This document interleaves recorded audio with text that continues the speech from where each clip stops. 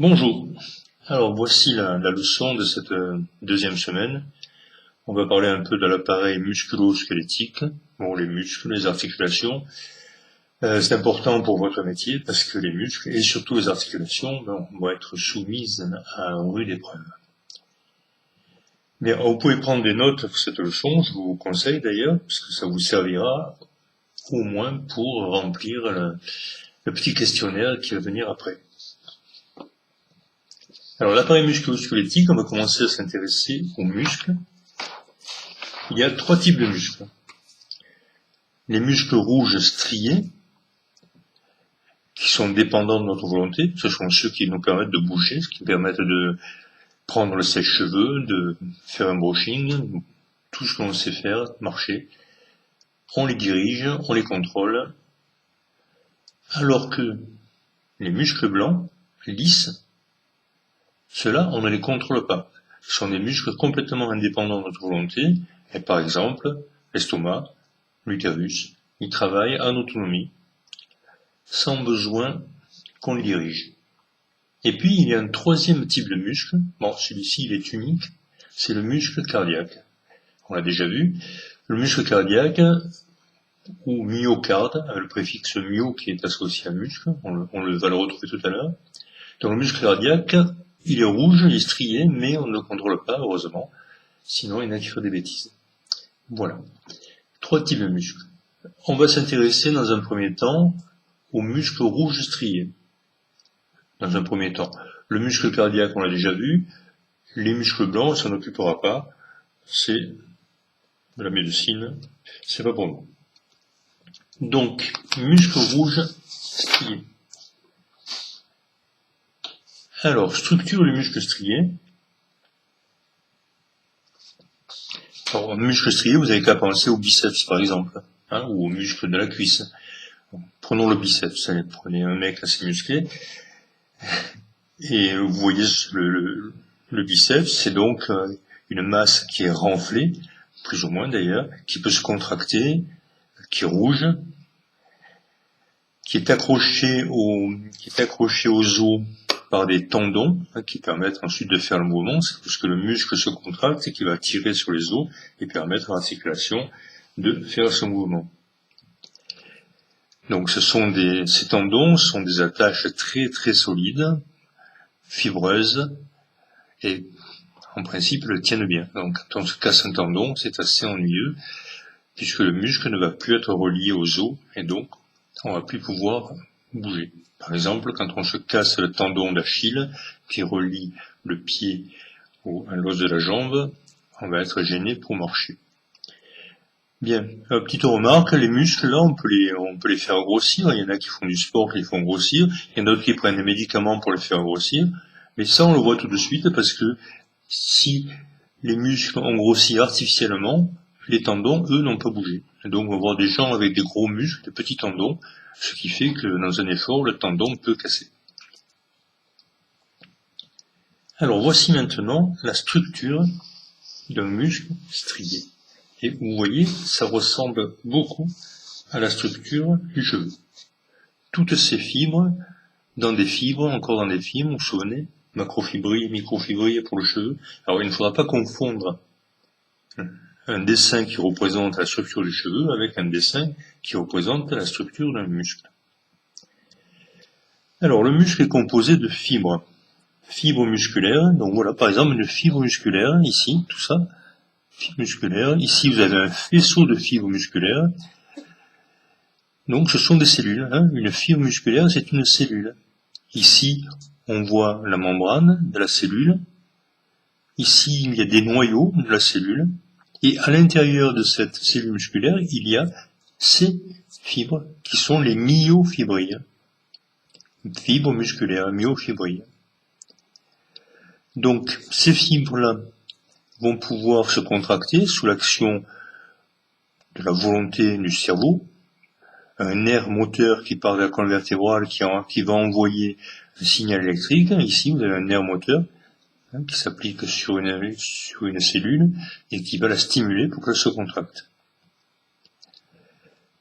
Mais pour que le muscle fonctionne, bien sûr, il faut des nutriments, et les nutriments, sont apportés par des vaisseaux sanguins. On peut deviner ici un vaisseau sanguin, pas facile, mais enfin, il en faut, donc en voilà un ici.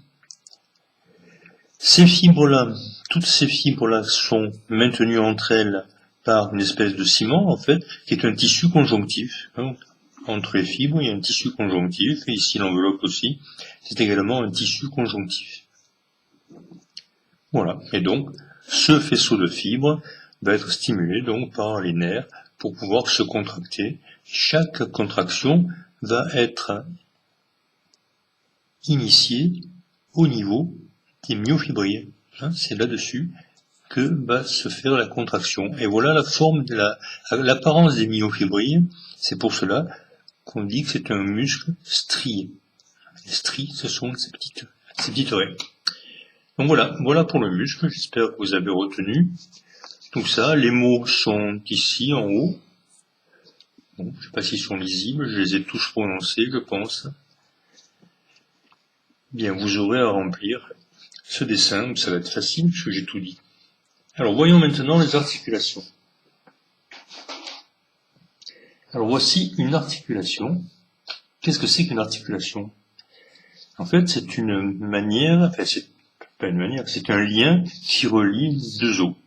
Un lien qui relie les os pour qu'ils puissent bouger l'un par rapport à l'autre sans se détacher, sans s'écarter, sinon on serait bien embêté. Alors ici, c'est l'articulation du coude. Bon, c'est une articulation que vous allez solliciter pas mal dans votre métier. Alors, vous allez aussi solliciter l'articulation de l'épaule ou même des poignets, mais bon, elles sont plus difficiles à dessiner. Donc j'ai choisi celle-ci. Donc voilà les os. Ça c'est l'os du bras, c'est-à-dire celui qui part de l'épaule qui va jusqu'au coude. C'est l'humérus. Humérus, je vais l'écrire. L'humérus. Voilà, de l'épaule jusqu'au coude. Celui-ci, c'est un des os qui va du coude jusqu'au poignet, c'est le radius. Vous savez qu'on a deux os qui vont du coude jusqu'au poignet, dans l'avant-bras, il y a deux os, c'est le radius et le cubitus. Deux os, radius et cubitus.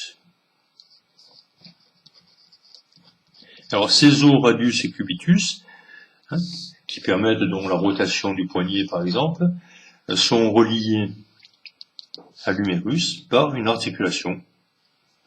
Alors cette articulation, comment est-elle formée? D'abord, il faut des liens très solides qui vont relier les os. Ces liens-là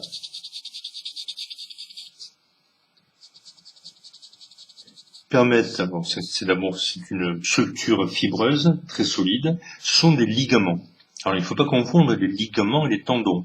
Les tendons relient le muscle à l'os, alors que les ligaments relient deux os entre eux. Donc ils les fixent bien pour qu'ils tiennent.